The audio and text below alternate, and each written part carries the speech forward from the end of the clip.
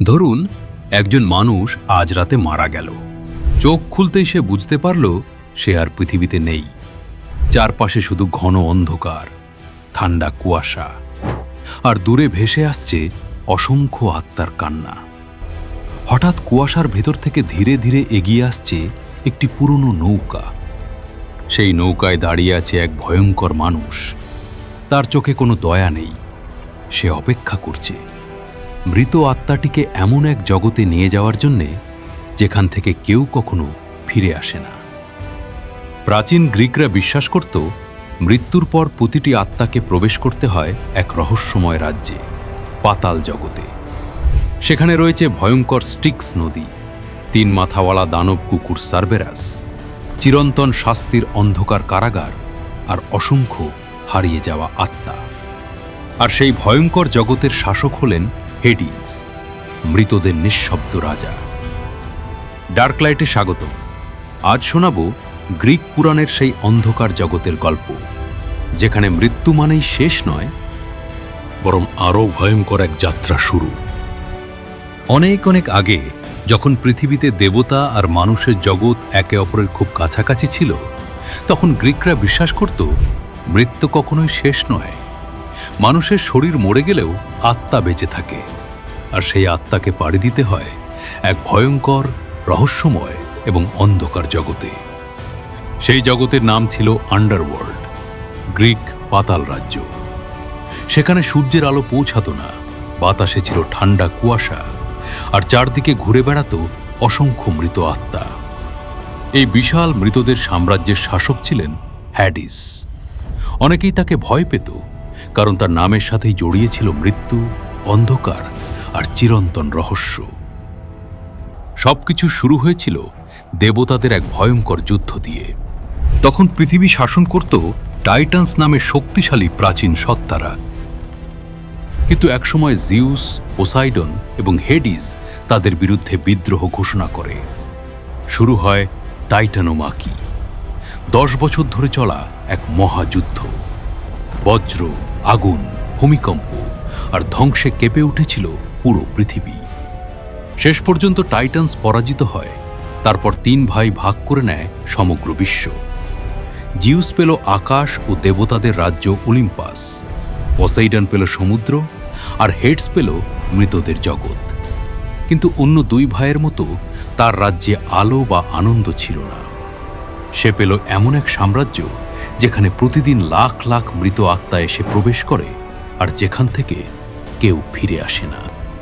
গ্রিকদের বিশ্বাস অনুযায়ী কোনো মানুষ মারা গেলে তার আত্মা পৃথিবী ছেড়ে অন্ধকারের পথে যাত্রা শুরু করত।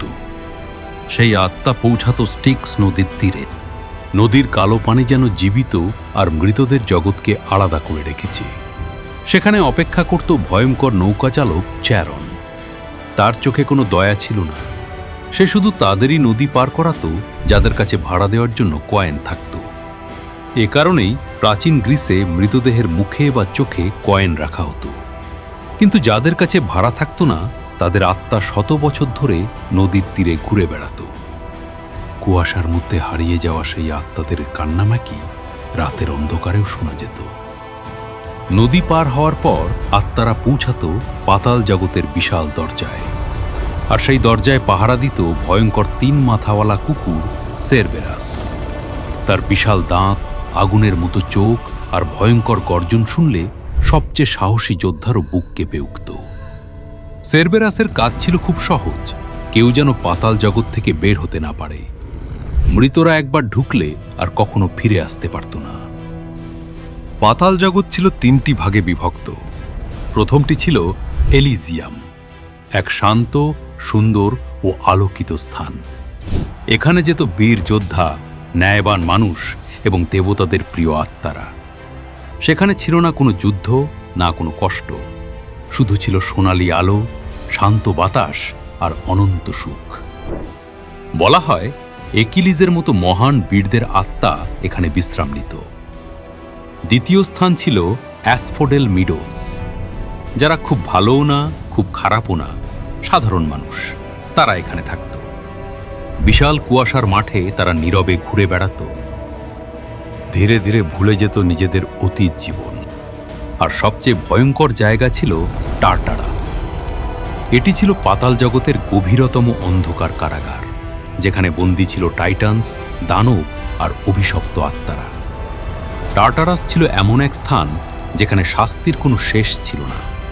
সেখানে ছিল সিসিফাস নামের এক অভিশপ্ত রাজা। তাকে চিরকাল একটি বিশাল পাথর পাহাড়ের চূড়ায় ঠেলে তুলতে হতো, কিন্তু প্রতিবার চূড়ার কাছে পৌঁছালে পাথর আবার নিচে গড়িয়ে পড়ত। ফলে তাকে একই কাজ বারবার করতে হতো চিরকাল। আর ছিল ট্যান্টালাস। সে পানির মধ্যে দাঁড়িয়ে থেকেও পানি পান করতে পারত না, কারণ যখনই সে পানি খেতে যেত পানি সরে যেত। তার মাথার উপরে ফল ঝুলে থাকত, কিন্তু হাত বাড়ালেই ডাল দূরে চলে যেত। এভাবেই চলত তাদের অনন্ত শাস্তি। তবে সবচেয়ে ভয়ঙ্কর বিষয় ছিল, পাতাল জগৎ শুধু মৃতদের রাজ্যই নয়, এটি ছিল স্মৃতিরও সমাধি। সেখানে সময়ের কোনো অর্থ ছিল না। আত্মারা ধীরে ধীরে ভুলে যেত নিজেদের পরিবার, বন্ধু, এমনকি নিজেদের নামও। শুধু বেঁচে থাকতো এক অদ্ভুত শূন্যতা। আর সেই অসীম অন্ধকারের মাঝখানে নিজের কালো সিংহাসনে বসে থাকত হ্যাডস। সে ছিল না শয়তান, না সম্পূর্ণ নিষ্ঠুর কোনো দানব। সে ছিল মৃত্যুর জগতের রক্ষক, এক নিঃসঙ্গ রাজা, যার কাজ ছিল মৃতদের সাম্রাজ্যকে নিয়ন্ত্রণ করা। গ্রিকরা বিশ্বাস করত, মৃত্যুর পর মানুষ আসলে এক নতুন যাত্রা শুরু করে। কেউ শান্তি পায়, কেউ হারিয়ে যায় কুয়াশার ভেতর, আর কেউ চিরকাল ভোগ করে ভয়ঙ্কর শাস্তি। আর সেই রহস্যময় জগতের দরজা আজও যেন মানুষের কল্পনায় বেঁচে আছে। এক অন্ধকার সাম্রাজ্য, যেখানে প্রতিটি আত্মার শেষ গন্তব্য অপেক্ষা করে নীরবে।